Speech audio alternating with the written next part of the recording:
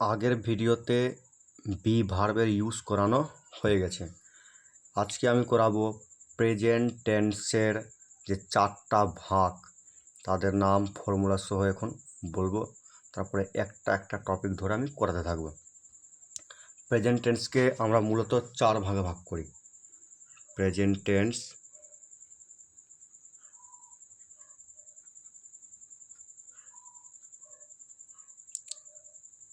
চারটা ভাগ। এক নম্বর ভাগ হলো প্রেজেন্ট ইনডেফিনিট, যেটাকে আমরা বাংলায় বলে থাকি সাধারণ বর্তমান কাল।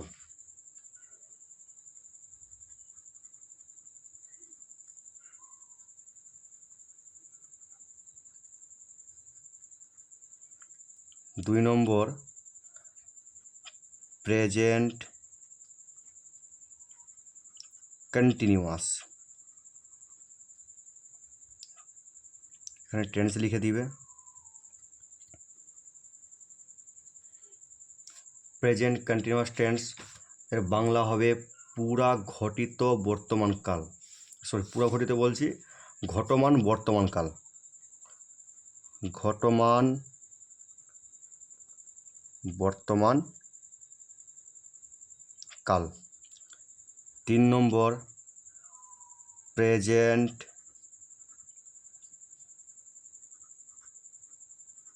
পারফেক্ট টেন্স, যেটার বাংলা আমরা বলবো পুরা ঘটিত বর্তমান কাল, পুরা ঘটিত বর্তমান কাল।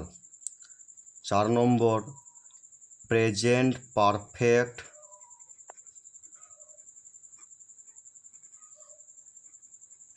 কন্টিনিউয়াস টেন্স, যেটাকে আমরা বলবো পুরা ঘটমান বর্তমান কাল, পুরা ঘটমান বর্তমান কাল। আমাদেরকে প্রেজেন্ট টেন্সের এই চারটা ভাগকে একটা একটা আলাদা টপিক ধরে আমাদেরকে করতে হবে।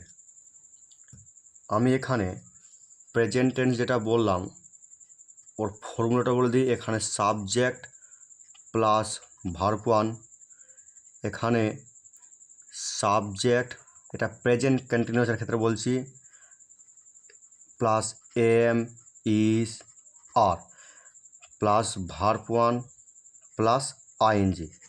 এবার তোমরা দেখো এম ইজ আর এর ইউজ, যেগুলো আমি আগের ভিডিওতে অলরেডি করিয়ে দিয়েছি, যেটা বি ভার্বের গ্রুপে পড়ছে। বি ভার্বের সম্পূর্ণ টেন্স বা যেটা আমি করিয়েছি সেটা না দেখলে কিন্তু এখানে বুঝতে পারবে না। বি ভার্বটা আগে তোমরা অলরেডি কমপ্লিট করে নেবে। প্রেজেন্ট পারফেক্টে বলছি সাবজেক্ট প্লাস হ্যাভ হ্যাজ, তো এটাও বলা হয়ে গেছে বি ভার্বে কোথায় হ্যাভ বসবে কোথায় হ্যাজ বসবে। তারপর ভার্ব থ্রি, এর ক্ষেত্রে বসবে subject have has plus been plus verb one plus ING. এটা হলো তোমাদের চারটা টেন্সের ফর্মুলা সহ নাম। এটা প্রেজেন্ট টেন্সের ক্ষেত্রে কিন্তু বলছি বর্তমান কালের চারটা ভাগ।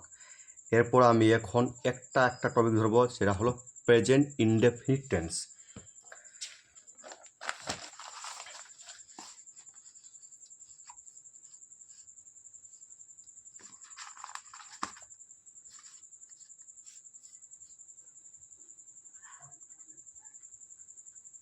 প্রেজেন্ট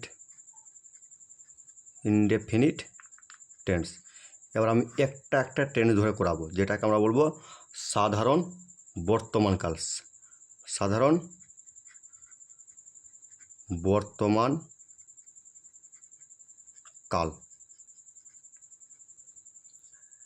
এক্ষেত্রে সূত্র বললাম সাবজেক্ট প্লাস ভার্ব ওয়ান। এবার তোমরা আবার যেভাবে টেন্সের গঠনটা বলেছিলাম সিঙ্গুলার প্লুরাল। এই গঠনটা দিয়ে দিলাম। এখানে কি দিব? ফার্স্ট পারসন, সেকেন্ড পারসন,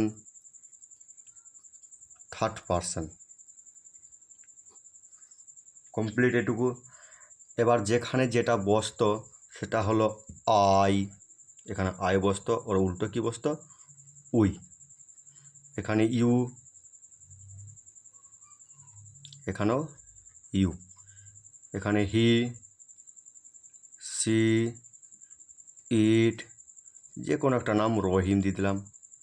এখানে দে। এবার যে কোনো একটা ভার্ব আমি এখানে প্লে নিয়ে নিলাম। আই প্লে এর মানে হলো আমি খেলি, আমি খেলি। দেখো তোমরা প্রেজেন্ট টেন্স বর্তমানকাল যে অবস্থাকে বোঝাবে, যে বর্তমানে যে কাজটা হচ্ছে সেটাকেই আমরা প্রেজেন্ট টেন্স বলে থাকি। কিন্তু এটা প্রেজেন্ট ইনডেফিনিট আর সিম্পল প্রেজেন্ট টেন্স কিন্তু দুটা এক। প্রেজেন্ট ইনডেফিনিট করলেই প্রেজেন্ট সিম্পল প্রেজেন্ট করা হয়ে যায়। তো ওটা আমি কি করেছি, ওখানে বি ভার্ব দিয়ে উল্লেখ করেছি। এখানে প্রেজেন্ট ইনডেফিনিটটাকে সিম্পলভাবে করলেও হয়। তো আই প্লে আমি খেলি, উই প্লে আমরা খেলি,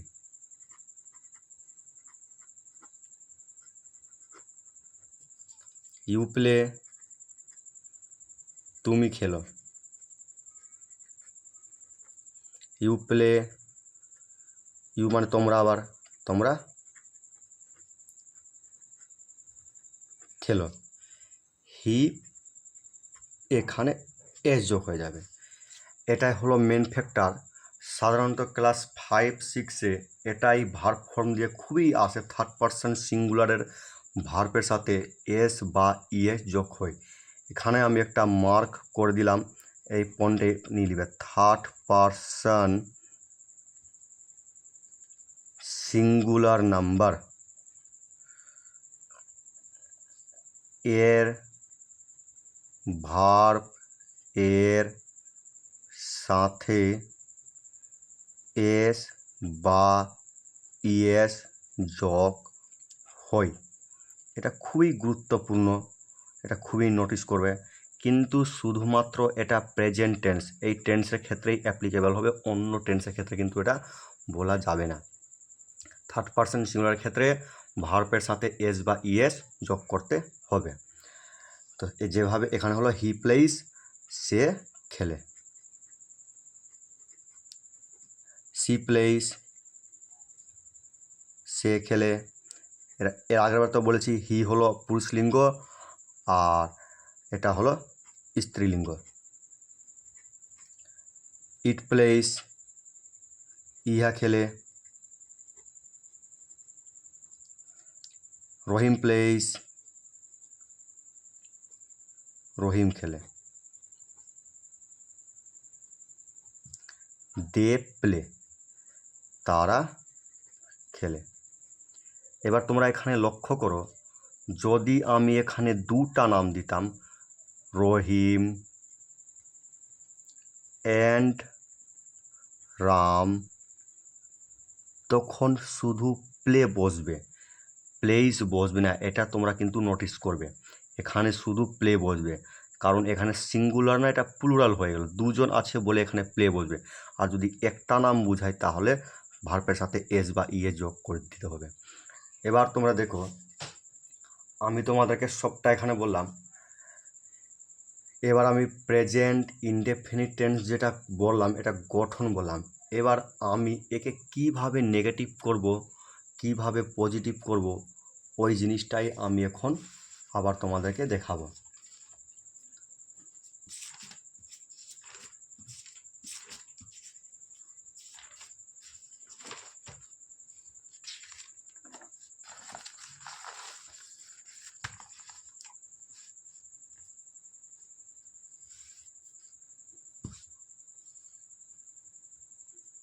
লিখে দিলাম পজিটিভ,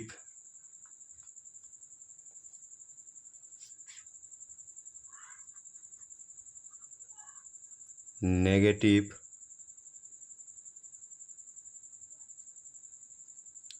কোয়েশ্চেন্স, এই তিনটা ফর্ম। এবার আমি যদি বলি এখানে একটা কোশ্চেন দিই, আমি দেখি, এখানে বললাম আমি দেখি না,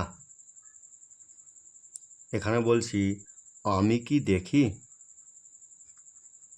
আমি কি দেখি। এখানে তিন ধরনের কোশ্চেন হয়ে গেল।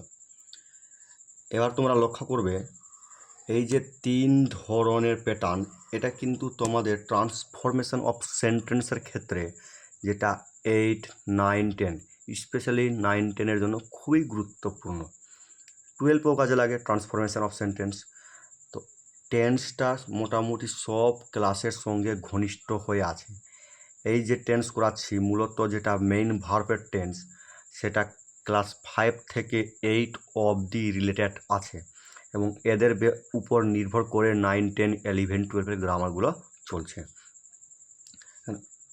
আমি খেলি, এখানে ইংরেজি দিব আই প্লে, এটা তো তোমরা জানো ভার্ব 1 আই প্লে।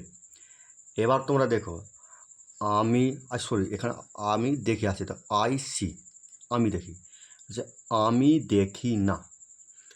এবার তোমরা লক্ষ্য করবে যদি আমি নেগেটিভ করতে যাই তাহলে আমাকে ডু বা ডাসের ইউজ করতে হবে, ডু বা ডাস। এখানে লক্ষ্য করো বি ভার্বের ক্ষেত্রে আমরা নোট বসিয়ে দিলেই হতো, বি ভার্বের ক্ষেত্রে আমরা কী করতাম, নোট বসিয়ে দিতাম, তখন নেগেটিভ হয়ে যেত। কিন্তু এখন আমরা মেন ভার্বের যদি নেগেটিভ করতে যাই তাহলে আমাদেরকে মেন ভার্বের আগে ডু বা ডাস নোট বসিয়ে তারপরে ভার্ব 1 লিখতে হবে। এবার ডু বা ডাস কোথায় বসবে, এটা থার্ড পারসন সিঙ্গুলারের ক্ষেত্রে বসবে, থার্ড পারসন সিঙ্গুলারের ক্ষেত্রে। আর ডুটা বাকি সব ক্ষেত্রে বসে, কিন্তু ডু ডাস প্রেজেন্ট টেন্সের ক্ষেত্রে, ডিড হবে পাস্ট টেন্সের ক্ষেত্রে। তো এবার তুমি দেখো আমি দেখি আইসি, আমি দেখি না, তাহলে কি দিব আই। তো কী বললাম, থার্ড পারসন সিঙ্গুলারের ক্ষেত্রে শুধু ডাস বসে, নাহলে বাকি সম্পূর্ণতে ডু নট। তো আই ডু নট, তারপরে কী আছে ভার্বটা কী আছে সি, দিলাম আই ডু নট সি, আমি দেখি না। এইটুকু ক্লিয়ার। এবার যদি আমি কোশ্চিন করতে যাই তাহলে তোমরা লক্ষ্য করবে আবার আমাকে কোশ্চিন করার জন্য ডু বা ডিডের ব্যবহার নিতে হবে। ডু বা ডিড বা ডাস, যেটা ডিকে আমরা কি করি পাস্ট টেন্সের ক্ষেত্রে ইউজ করে থাকি, ঠিক আছে।